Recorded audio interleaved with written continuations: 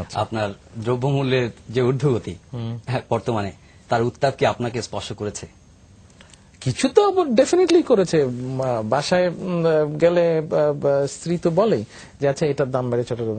আচ্ছা আমি আপনাকে জিজ্ঞেস করি, তো আপনারা সবসময় আমাদেরকে জিজ্ঞেস করেন দ্রব্যমূল্য কেন, মানে জিনিসের দাম কেন বললো। আপনি একটু বলেন তো জিনিসের দাম কেন বললো। জিনিসের দাম বাড়ছে, নানা কারণ আছে আপনি ইন্টারন্যাশনাল। আপনি আপনি বলেন না। আচ্ছা একজন পলিটিশিয়ান হিসেবে আজকে আমি একজন সাংবাদিকের কাছে জানতে চাই, আপনি বলেন তো জিনিসের দাম কেন বাড়ছে। উৎপাদনের সমস্যা আছে, পরিবহনের সমস্যা আছে, আন্তর্জাতিকভাবে পণ্যের মূল্য বেড়ে যাচ্ছে, ইন্টারন্যাশনাল অয়েল প্রাইস বাড়ছে, নানা কারণ এটার সঙ্গে জড়িত আছে। আর তবে কি কারণ? বাজারজাতকরণের সমস্যা আছে। বাজারজাতকরণের কি সমস্যা আছে? উৎপাদনের ক্ষেত্রে ধরেন আমি জানি না, I want to learn from you, I want to know from you. আপনি আমাকে বলেন যে কেন বাড়ছে। ধরেন চালের কেজি এখন যদি আমি ধরে নিই 19-20 টাকা, এভারেজ চালের কেজি 18 থেকে 20 টাকা যদি ধরে নিই আমি, এটাকে কেন 10 টাকা করা সম্ভব না? সম্ভব নয় কেন? আমি আপনার কাছে জানতে চাচ্ছি। সেটা আপনার বাজার ব্যবস্থার উপরে নির্ভর করছে, কি উৎপাদনের উপর নির্ভর করছে। কিন্তু 10 টাকা না, 10 টাকা ধরেন আপনার ইন্টারভিউ আমি নিচ্ছি, 10 টাকা কেজি কেন দেওয়া সম্ভব না? দেওয়া কি সম্ভব? সম্ভব নয়, কিন্তু সেটা কেন সম্ভব নয়? সম্ভব নয়, আমি তো মনে করি সম্ভব। 10 টাকা, কারণ এটা প্রতিদিনের বাজার চিত্র পাল্টে যাচ্ছে, উৎপাদন ব্যবস্থার সঙ্গে এটা সম্পৃক্ত। উৎপাদন ব্যবস্থায় কি সমস্যা?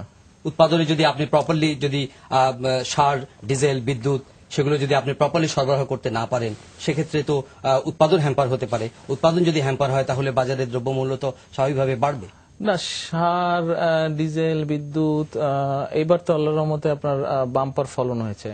তো যদি সার, ডিজেল, বিদ্যুৎ এগুলা যদি সরবরাহ করা সম্ভব না হতো, বাম্পার ফলন হলো কেমন করে?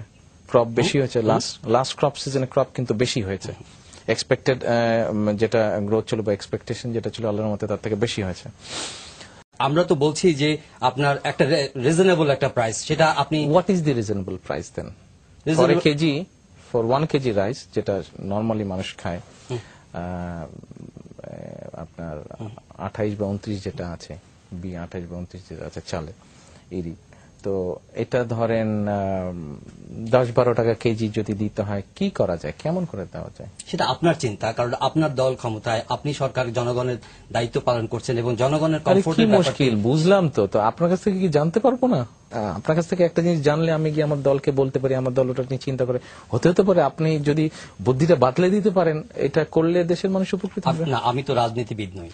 রাজনীতিবিদ না, তাহলে দেশ নিয়ে তো চিন্তা করেন। রাজনীতিবিদ হলেই কি দেশ নিয়ে চিন্তা করতে হবে? সরকার তো আমি পরিচালনা করছি। ডাজন্ট ম্যাটার, সরকার আপনি প্রয়োজন, কিন্তু একটা তো উপায়, বুদ্ধি বা দেশের ভালোর জন্য তো একটা আইডিয়া তো দিতে পারেন। সেটার জন্য তো আপনারা ক্লিক করলে, হ্যাঁ সেটার জন্য তো আপনারা রয়েছে। না, সেটার জন্য আমরা নেই। আমরা তো ভাই আপনাদের কাছ থেকে জিজ্ঞেস করি। আমরা রাজনীতিবিদ যদি বলেন, রাজনীতিবিদ আপনাদের কাছ থেকে জিজ্ঞেস করেই তো করে। আমি তো জানতে চাচ্ছি কিভাবে সম্ভব।